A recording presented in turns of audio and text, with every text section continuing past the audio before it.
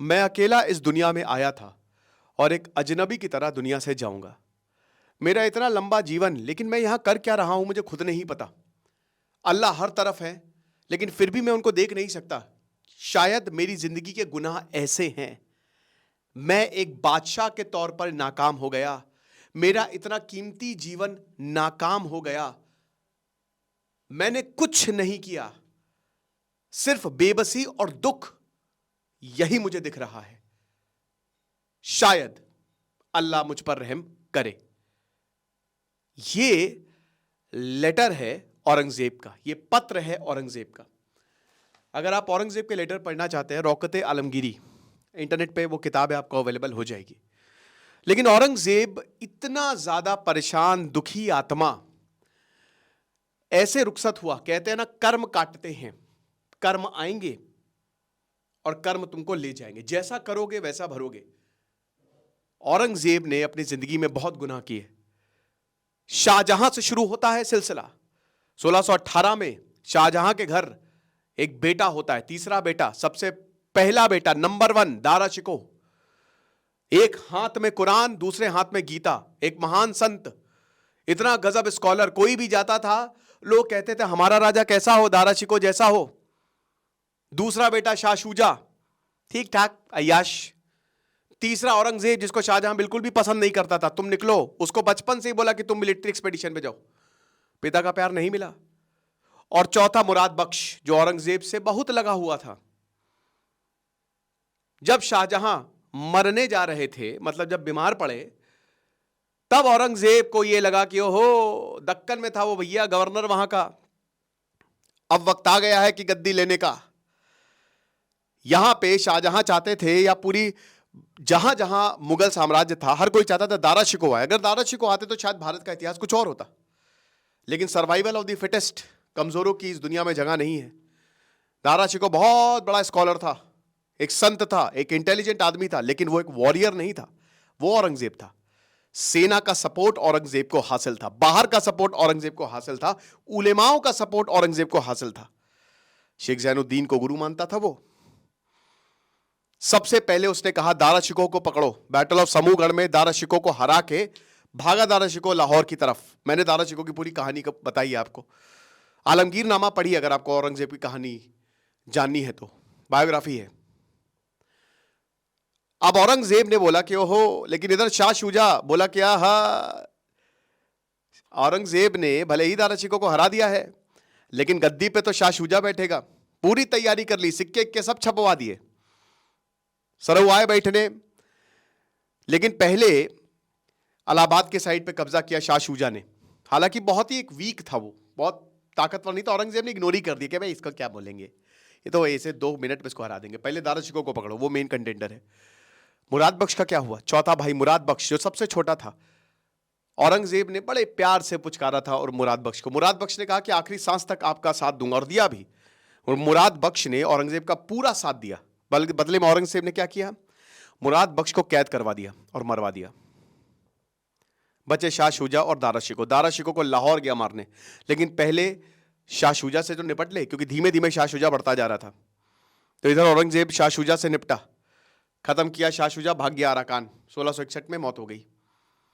दारा शिकोह को पकड़ा, लाहौर से लेके आया, एक मरियल से हाथी पे बैठाया। जिसने भी अपने शहजादे की ऐसी हाल देखा ना, वो रो पड़ा।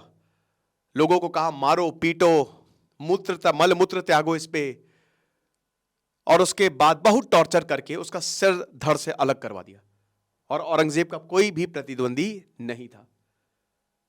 1660 के करीब औरंगजेब ने गद्दी संभाली और औरंगजेब राज करता गया, एक के बाद एक कैप्चर करता रहा। लेकिन फिर आता है एक वीर योद्धा, छत्रपति संभाजी महाराज। 1681 में औरंगजेब पहुंच गया दक्कन, छत्रपति संभाजी महाराज से भिड़ गया, और महाराज ने वो हालत की, औरंगजेब ने अपने ईगो पे ले लिया। इसके बाद ये कभी भी दिल्ली वापस जा ही नहीं पाया। औरंगजेब यहीं फंसा रह गया। 9 साल में 120 युद्ध किए मुगलों से, 8 लाख की सेना मुगलों की, इधर 20,000 की सेना मराठाओं की। एड़ी चोटी एक कर दी, ईंट से ईंट बजा दी। औरंगजेब परेशान हैरान, ये कौन वीर है, ये कौन शेर है, ये कौन छावा है। छत्रपति संभाजी महाराज ने बोला जब तक तोड़ेंगे नहीं तब तक छोड़ेंगे नहीं।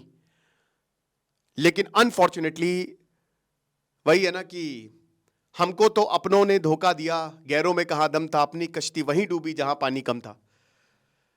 संभाजी महाराज के जो वाइफ थी यशुबाई, उनके भाई यानी कि छत्रपति संभाजी महाराज के साले साहब गनोजी शिर्के ने धोखा दे दिया। एक सीक्रेट मीटिंग करने जा रहे थे, संभाजी महाराज को पकड़ा, उनको भयानक टॉर्चर किया, 40 दिनों तक आंखें निकाल ली गई, उनकी पूरे स्किन को छील दिया गया, मांस निकाला गया, टुकड़े टुकड़े कर दिए गए, बहुत ब्रूटल मौत दी गई, टुकड़े को टुकड़े करके फेंक दिया था।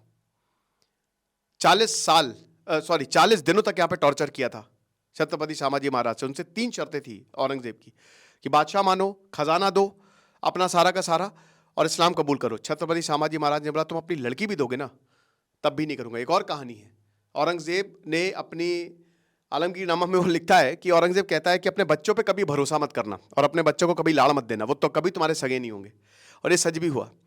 औरंगजेब का चौथा बेटा अकबर बोला था राजपूतों को जाके मारो, पकड़ के धर लो दक्कन में, लेकिन ऐसा हुआ नहीं। अकबर राजपूतों के साथ मिलकर औरंगजेब के खिलाफ विद्रोह कर दिया। औरंगजेब ने बोला ई ना चल बे, हमारे अभी इसी वक्त, लेकिन ऐसा हुआ नहीं, हो नहीं पाया। लेकिन अकबर संभाजी महाराज से मिला, छत्रपति संभाजी महाराज ने एक लेटर लिखा और वो लेटर औरंगजेब के हाथ लग गया। बोला कि अपने भैया से कह देना कि वापस लौट जाए, वरना उनकी कब्र यहीं बनानी पड़ेगी, क्योंकि बड़ा मुश्किल हो जाएगा, वो वापस नहीं जा पाएंगे। छत्रपति संभाजी महाराज की एक कहानी बिल्कुल सही, मतलब ये बात बिल्कुल सही साबित हुई। 1689 के बाद जब छत्रपति संभाजी महाराज का ऐसा हाल देखा मराठाओं ने, तो कहते हैं ना कि उनके बलिदान ने एक नई नींव रखी मराठा एम्पायर की, और ऐसी की तैसी करनी शुरू कर दी। राजा राम, ताराबाई, जबरदस्त पेशवा फिर आ गए, बालाजी विश्वनाथ। लेकिन औरंगजेब का क्या हुआ? औरंगजेब 1700 के बाद थक हार कर बहुत ज्यादा परेशान हो चुका था, उसके पास कुछ भी नहीं बचा था, वो बीमार रहने लगा था, 86 साल का हो गया था। अब उसने फैसला किया कि चलो वापस चलते हैं दिल्ली, हमसे हो नहीं पाएगा। 25 साल जो है सिपाही दूर थे, 25 साल तक, समझ रहे हैं, हर कोई ये कह रहा है कि महाराज यहां नहीं जीत पाएंगे, मराठा जीत रहे हैं, हम हार रहे हैं। बहुत मारा था मराठा ने छत्रपति संभाजी महाराज के बाद, इतना मारा था औरंगजेब को, इधर से आक्रमण कर रहे हैं कि औरंगजेब को भी वापस ही नहीं लौट पाया।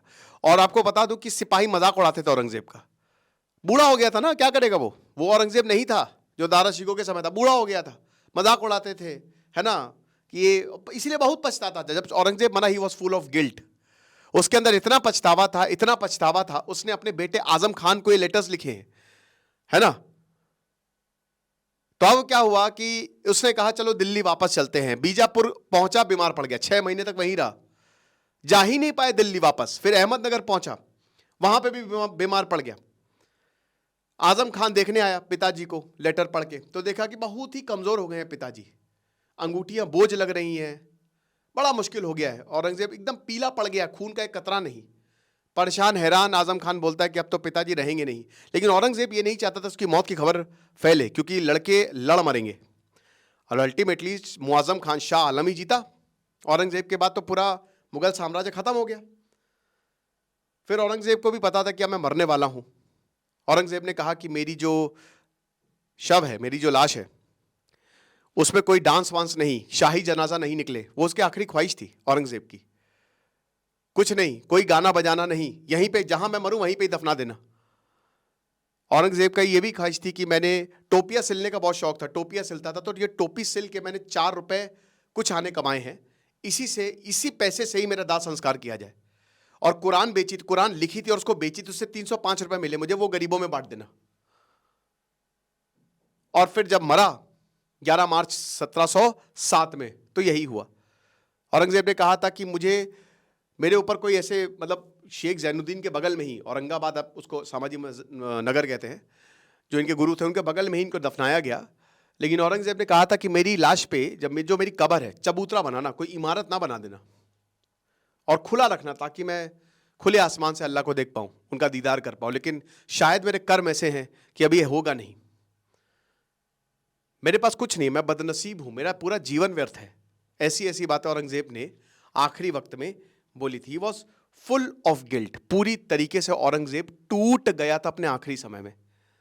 आप समझ रहे हो, किसी की इज्जत नहीं मिलती थी।